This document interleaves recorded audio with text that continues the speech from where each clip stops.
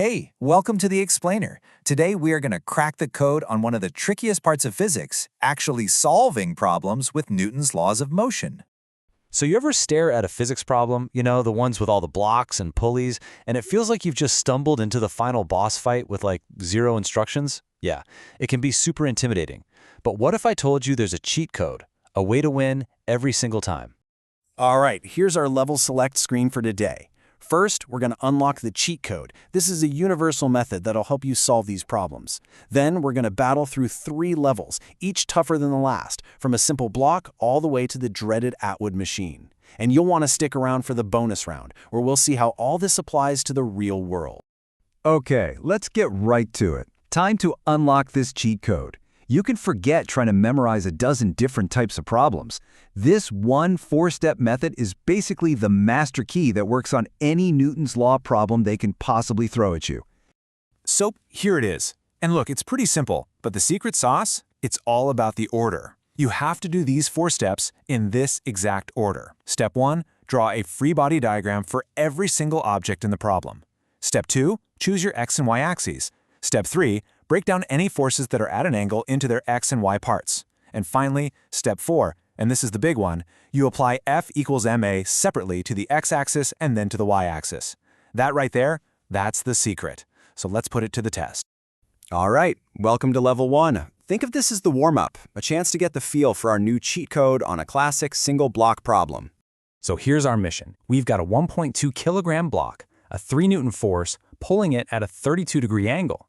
And our mission, should we choose to accept it, is to find its acceleration. Seems simple enough, right? Let's deploy that cheat code. Okay, step 1, the free body diagram. Let's think about all the forces. First up, we've got gravity. That's mg, pulling straight down. Easy. Then, the surface is pushing back up, right? That's the normal force, Fn.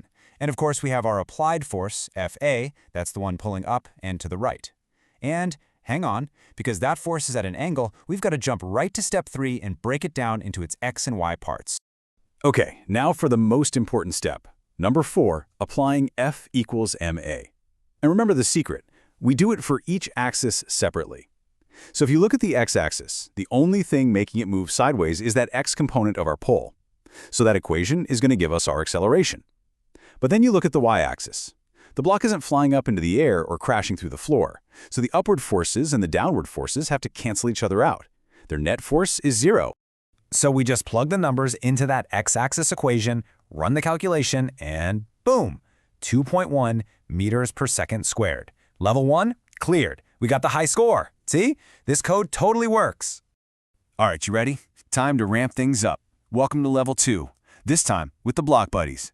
This is basically a co-op mission now. The blocks have to work together, which means our equations have to work together too. So here's the setup. We've got a 5 Newton force pushing a 20 kilogram block, and that block is smushed right up against a 10 kilogram block. Since they're touching, they're going to move as one unit, right? They'll have the exact same acceleration. Our job is to figure out what that is. Now the real key to this level, the tricky part, is that force between the blocks. Block 1 pushes on block 2.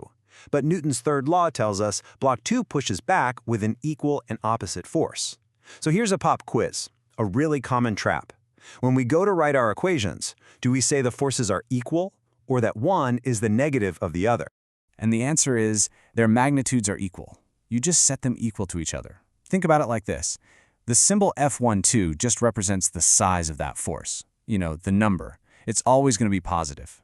We take care of the whole opposite direction thing when we write the F equals ma equation itself by putting a minus sign in front of any force that's pointing in the negative direction. It's a small detail, but it makes all the difference. So, we apply the cheat code. Let's look at block 1. The net force is the main push minus that pushback it's getting from block 2. Simple. Now for block 2, the only thing pushing it forward is the force from block 1. So now we got 2 equations.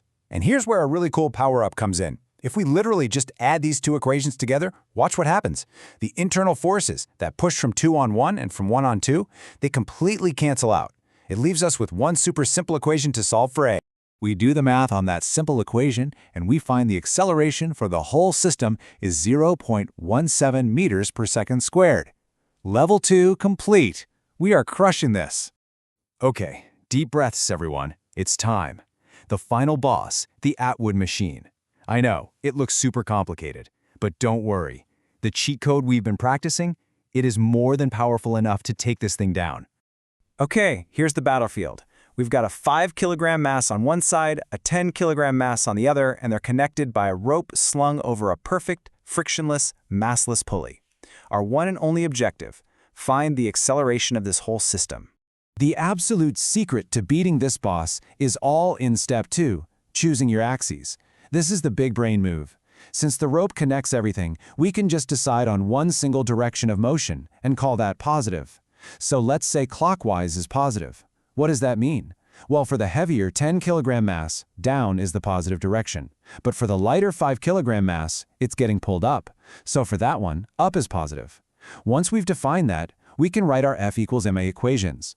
For the 5-kilogram mass, tension helps it go up, so tension is positive and gravity is negative. For the 10-kilogram mass, gravity is what's making it go down, so gravity is positive. And tension is holding it back, so tension is negative.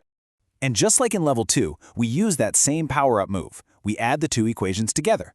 The tension force, Ft, one's positive, one's negative, they cancel out perfectly. We solve for A, the final blow is dealt, and the answer is 3.3 meters per second squared. Final boss defeated! We did it! Victory! So, we've beaten the game. Awesome. But what was the point of all that? Well, in this bonus round, let's see how this so-called cheat code actually applies in the real world and why this stuff really matters. Okay, think about car safety. Engineers use this stuff every single day. They can calculate a car's deceleration in a crash test, right? Then, using our simple formula FMA, they can find the exact forces your body would experience. And for a typical car hitting a wall, that force can be over 300,000 newtons. That's a huge number. Understanding that force is exactly how they design airbags and crumple zones to keep you from getting hurt. You ever get in an elevator and feel heavier for a second when it starts going up, or lighter when it starts going down? Well, here's a fun fact. A bathroom scale doesn't actually measure your weight. It doesn't measure gravity. It measures the normal force, the force of the floor pushing up on you. When the elevator accelerates up, the floor has to push on you harder than gravity to get you moving, so you feel heavier. When it accelerates down, it doesn't have to push as hard, so you feel lighter. So what if the cable snapped? The floor would be falling away from you at the same rate you are. The normal force would drop to 0. You would be, and you would feel, completely weightless. And that thought right there, that feeling of weightlessness in a falling elevator is exactly the same feeling astronauts have in orbit. It's not because there's no gravity in space, there's actually a ton of it. So, what's really keeping them floating up there? Well, that is a fantastic question for another explainer. Thanks for watching.